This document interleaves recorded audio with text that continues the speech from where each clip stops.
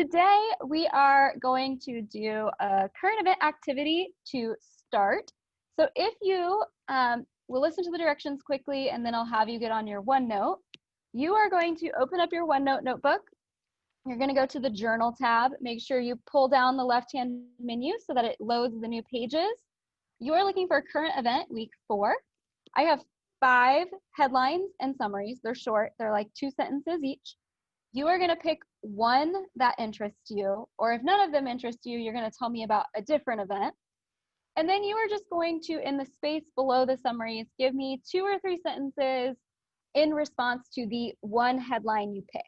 So that was a lot of numbers. 5 news stories, pick one that interests you, in 2 or 3 sentences, respond to it. So that can be your opinion about it. That can be maybe you know more information about it that you want to tell me about and add to it. And that's all just going to go in your OneNote Journal tab. So at this time, let's all hop onto OneNote. I'll give you a few minutes to do the current event. Okay, so put your finishing touches on your journal entry and come on back. Today, I just want to take some time to review what we talked about last week and connect it to what we are going to be doing for the next few weeks and technically for the rest of the year as well, moving forward. So we will kind of review the main ideas of the What Counts as History article. I also want to revisit the table of contents activity. I know some groups really ran with it and they had it click for them, but for some groups, we just need a little bit more explanation, which happens because not every activity will click with every person. And then we'll talk a little bit about the lunchroom fight, which, if you've forgotten, is due by tomorrow at 3 p.m. And we'll wrap up class by explaining where we're going to go. So this time, if you have not already, put those finishing touches on OneNote, minimize OneNote, and bring your Zoom back to the forefront.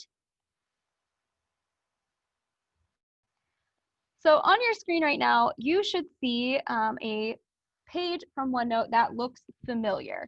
I have it zoomed in, but this was the table of contents activity that we did in small groups last week. And I know some groups had more time to spend on it than others, depending on technology issues. So at this time, I am going to ask for volunteers to unmute. I might call on you. So make sure that you are available, looking at the screen, and can see what I have shared. So remember, anything that we do on OneNote, folks, it just saves automatically for me. So this table of contents and the reflection paragraph all saved automatically for me. This is my version of the notebook, so there's nothing on it right now, but if I go onto your page, I can see exactly what you did. Same with the lunchroom fight.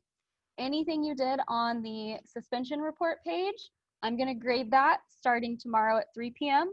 That's all that it takes to turn it in, is just to have it on that page. So when we were studying what counts as history at the beginning of last week, we read an article that used Black history as an example. Now in that article, the examples that they gave of Black history in relation to the American and US history that were taught in schools was that often the US history that was recorded officially and shows up in textbooks can be lacking a Black American's perspective. And so the author of the article wanted us to understand that history can be factual, it can be accurate, but it can still be incomplete if it's only showcasing one side of the story. So to go along with that, I had your small groups look at 3 different table of contents. These table of contents come from actual textbooks. So what I would like for us to do now is work together to kind of refresh and guide our thinking and get us set up to understand what's coming in class this year. So I'm going to use 3 different color highlighters to take note of different observations that we're going to make about these table of contents as a class. So if you cannot see my screen right now, you need to make sure that you can. So the first thing I want to do, either in the chat or you can unmute and call it out, what words, dates, names, etc. show up in more than one table of contents? Constitution. Constitution. That one shows up in a lot of them. What else do we see that shows up in multiple? A new nation. New nation. I also see in the chat, thank you for people dropping names in the chat. Thomas Jefferson, George Washington. So we have Louisiana. new nation. All the names. I heard someone say something. What was said at the very end there? Louisiana. Louisiana. Good. So we've got the Louisiana Purchase that pops up in multiple. War of 1812. War of 1812 pops up in multiple. We also see John Adams, Jefferson, Washington. This one is not exactly the same, but it's talking about the same thing. The Northwest Territory. Oh, Emma picked up on it at the same time I did. Northwest Ordinance. New nations here. Anything else that we see that's the same across them? I like troubles and challenges for the new nation. Yeah, so words like trouble, words like challenges. Good. So now let's pick a different color. What are some things that only show up in one or two of them?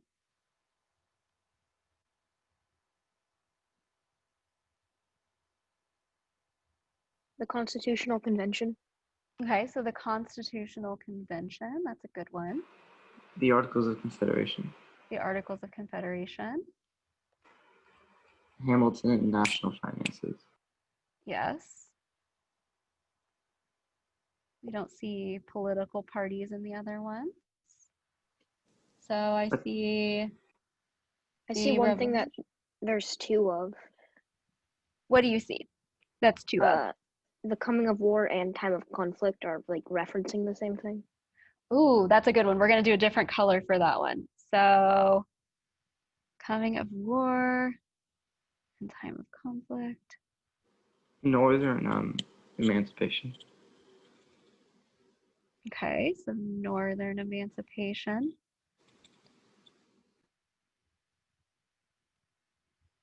Industrial Revolution is only in one of them. So some other things, I think, was it Luke, you were the one who pointed out that some of them have different names but are the same concept. Very good, Luke. So something else that we can identify that is named differently but still shows up is the North and South take different paths. It is also technically the same as the white Southern reaction because it's talking about how different parts of our country reacted. And then Emma, awesome, you also pointed out the first Black schools.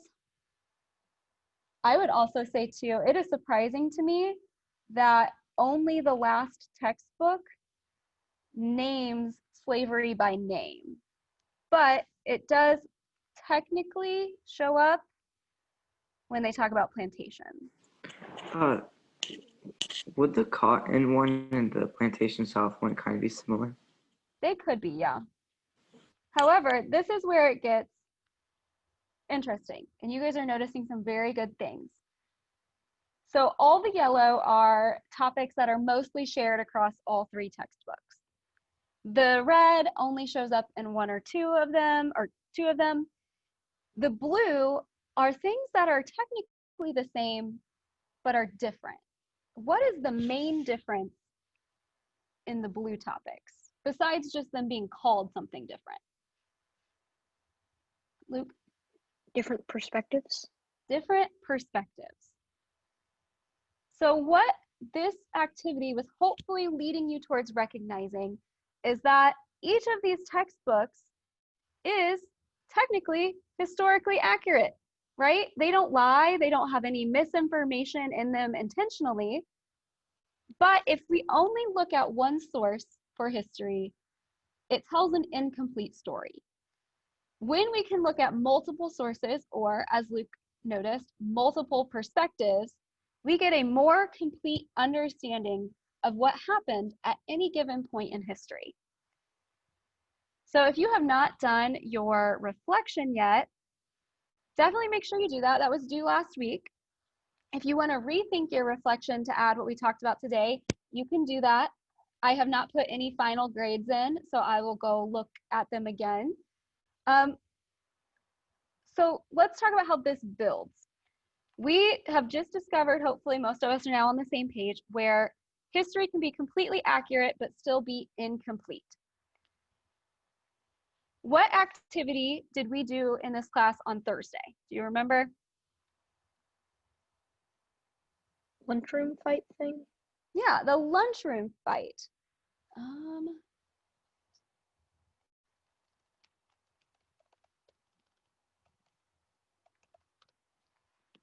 So the lunchroom fight activity on the surface might seem like it does not connect to what counts as history or really history at all.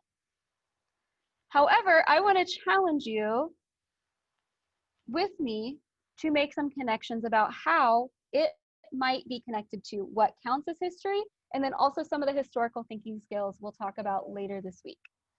So in the chat, very quickly, if you could tell me who you would have suspended. So remember, Justin was the new kid, Max was the popular kid, and they got in a fight. So in the chat, tell me, would you have suspended both, just Justin, just Max, or neither of them?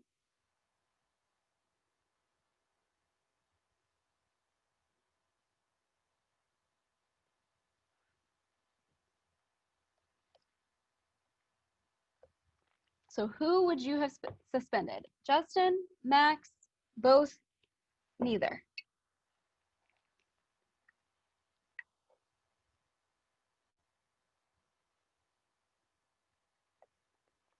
So if you're not looking at the chat right now, just to give you kind of a view of what people are saying, some of you are saying neither, some of you are saying both, some are saying Max.